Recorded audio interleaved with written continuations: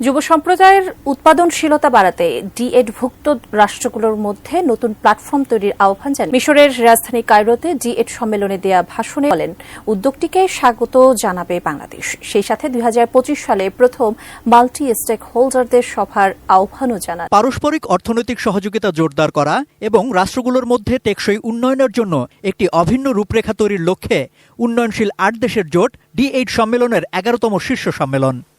আয়োজক রাষ্ট্র মিশর ছাড়াও যেখানে অংশ নিয়েছেন Bangladesh, Indonesia, Iran, Malaysia, Nigeria, Pakistan ও তুরস্কের শীর্ষ নেতারা।